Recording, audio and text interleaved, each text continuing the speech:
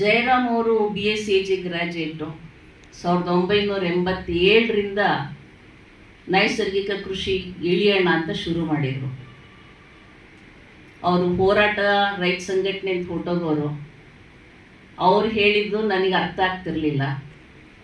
ನಮ್ಮ ತೋಟದ ಕೃಷಿ ಕಾರ್ಮಿಕರು, ಅಕ್ಕ ಅಣ್ಣನ ತಲೆ ಕೆಟ್ಟೋಗಿದೆ ಕಣಕ್ಕ, ಹುಚ್ಚಿಡ್ದಿದೆ ಕಣಕ್ಕ, ತೋಟ ಉಳುಮೆ ಮಾಡದೆ ತೆಂಗಿನ ಮರದ ಬೇರು ಕೀಳಿದ್ರೆ ತೆಂಗು ಏನಾಗುತ್ತಕ್ಕ, ಕಾಯಿ ಬಿಡಲ್ಲ, ಇನ್ನೂ ಜಾಸ್ತಿ ಬಿಡುತ್ತೆ, ಅವ್ರು ಸರಿ ಇಲ್ಲ ಅಣ್ಣ ಅಂತ. ಸರಿ, ಅಲ್ಲಿಂದ ಶುರುವಾಯಿತು ಗಂಡ ಹೆಂಡತಿ ಇಬ್ರಿಗೂ. ನಮಗೂ ಸಂಸಾರ, ಮಕ್ಕಳು, ವಿದ್ಯಾಭ್ಯಾಸ, ಖರ್ಚು ಇವೆಲ್ಲ ಇರ್ತಾವಲ್ಲ. ಅವರು ಹೇಳೋದೊಂದು, ನಾನು ಮಾಡಿಸೋದೊಂದು, ಅವ್ರಿಗೆ ಹೋಗಿ ಬರೋಷ್ಟೊತ್ತಿಗೆ. ಆಮೇಲೆ ಅವ್ರಿಗೂ ಯಾಕೋ ಸ್ವಲ್ಪ ಸಾಕಾಯಿತು, ಇವಳನ್ನ ಕನ್ವಿನ್ಸ್ ಮಾಡೋಕ್ಕಾಗಲ್ಲ ಅನಿಸ್ತು.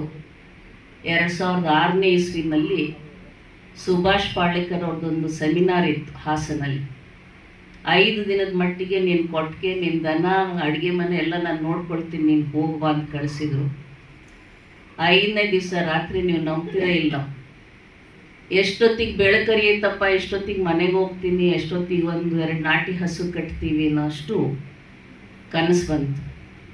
ಅಲ್ಲಿಂದ ಇಡೀ ತೋಟದ, ಮೊದಲು ಜಯರಾಮ್ ಅವ್ರು ಮಾಡ್ತಿದ್ದಾಗ ಕೆಲವೇ ಭಾಗದಲ್ಲಿ ಉಳುಮೆ ಮಾಡದೆ ಅಲ್ಲೆಲ್ಲ ಸತ್ತೆಯನ್ನು ಕೊಚ್ಕೊಂಡು, ದನ ಮೇಯ್ದಷ್ಟು ಮೇಯ್ಲಿ, ದನ ಮೇಯ್ದಿದ್ದನ್ನು ಕುರಿ ಮೇಯುತ್ತೆ, ದನ ಕುರಿ ಎರಡೂ ಮೇಯ್ದಿದ್ದನ್ನು ಆಳುಗಳ ಕೈಯಲ್ಲಿ ಸತ್ತೆ ಓಡಿಸ್ತಿದ್ವಿ. ಅದನ್ನು ಹಾಗಾಗಿ ಒಂದೊಂದೇ ಪ್ಲಾಟ್ ವಿಸ್ತರಿಸ್ಕೊಂಡು ಬರ್ತಾಯಿದ್ವಿ. 2006ನೇ ಇಸ್ವಿ ಆದಮೇಲೆ ಸಂಪೂರ್ಣವಾಗಿ ಜೀವಾಮೃತ ಕೊಟ್ಕೊಂಡು ತೋಟಗಾರಿಕೆಗೆ ಇಳಿದ್ವಿ. ಇಲ್ಲಿ ಹೇಗೆ ಬೆಳೆ ಮಾಡಬೇಕು ಅನ್ನೋದ್ರ ಬಗ್ಗೆ ಎಲ್ರಿಗೂ ಗೊತ್ತಿದೆ. ಆದರೆ ಮಧುವ್ರು ಹೇಳಿದರು, ನನ್ನ ಹೆಂಡ್ತಿನೂ ನಾನು ಕನ್ವಿನ್ಸ್ ಮಾಡಿದೆ ಅಂತ. ಕೃಷಿನಲ್ಲಿ ಮಹಿಳೆ ತೊಡಗಿಸ್ಕೊಳ್ಳೋದಿದ್ರೆ ಸ್ವಲ್ಪ ಯಶಸ್ಸು ಕಡಿಮೆ. ಇಬ್ಬರೂ ತೊಡಗಿಸ್ಕೊಂಡು ಇಬ್ಬರು ಮನಸ್ಪೂರ್ವಕವಾಗಿ ಮಾಡಿದರೆ ಅದರ ರಿಸಲ್ಟ್ ಪರಿಪೂರ್ಣವಾಗಿ ಸಿಗುತ್ತೆ ಅನ್ನೋದು ನನ್ನ ಆಲೋಚನೆ, ನನ್ನ ಅನುಭವ ಎರಡೂ. ಮತ್ತು ಬೆಳೆ ಮಾಡೋದ್ರ ಬಗ್ಗೆ ಹೇಗೇನಾದರೂ ಈಗ ಎಲ್ರಿಗೂ ಗೊತ್ತಿದೆ.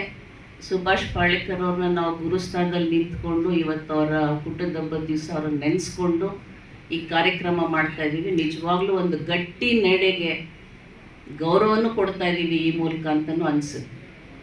ಹಾಗೆಯೇ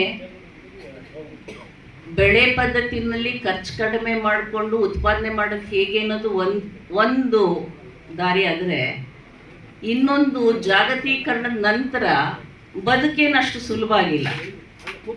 ಎಲ್ಲವೂ ಹಣಮಯ